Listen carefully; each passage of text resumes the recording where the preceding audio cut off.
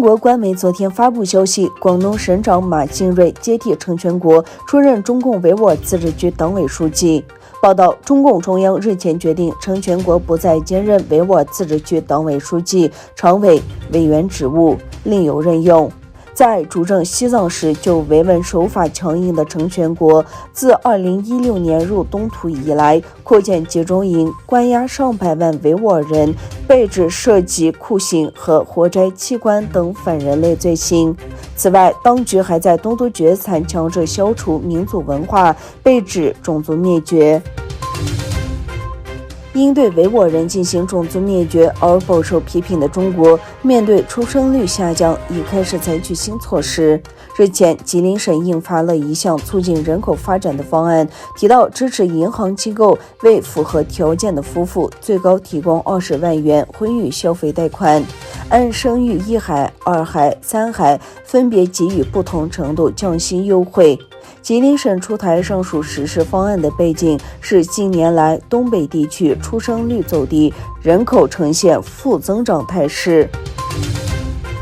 据美国媒体援引情报官员和分析机构的消息，沙特阿拉伯从中国引进弹道导弹技术，并在中国的帮助下生产弹道导弹。据美国有线新闻网 CNN 报道，沙特此前从中国进口弹道导弹，但在最近才开始从事制造。报道说，卫星图片显示了一处用于制造弹道导弹的地点。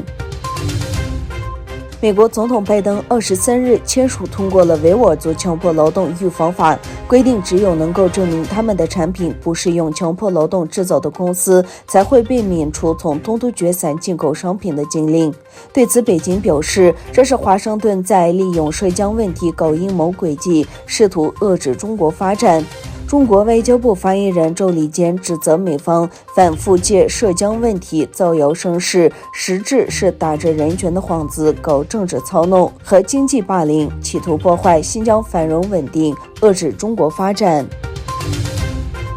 经历多次延误和恶劣天气，美国宇航局的杰姆斯韦伯太空望远镜圣诞节早上成功从南美洲的东北海岸发射，开启了一个备受期待的天文探索新时代。韦伯望远镜在太空中在航行2周后，将到达距离地球161万公里太阳轨道上的目的地。韦伯望远镜到达观测位置后，研究人员需再花费5个月对它开展各项检查，预计望远镜2022年6月底可正式上岗。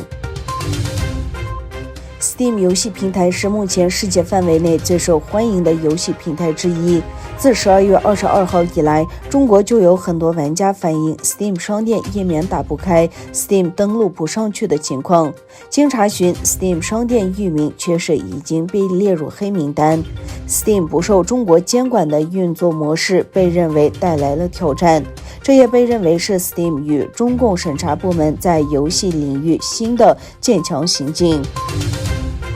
国际突厥学院在哈萨克斯坦组织了一场名为东方之星的活动。土耳其文学的重要人物于努斯·艾姆雷、米扎米·甘杰维、阿里希尔和哈萨克诗人扎比尔·扎巴耶夫在此次活动中受到纪念。出席会议的哈萨克斯坦参议院议长莫伦·阿辛巴耶夫提醒注意发展与突厥世界的合作。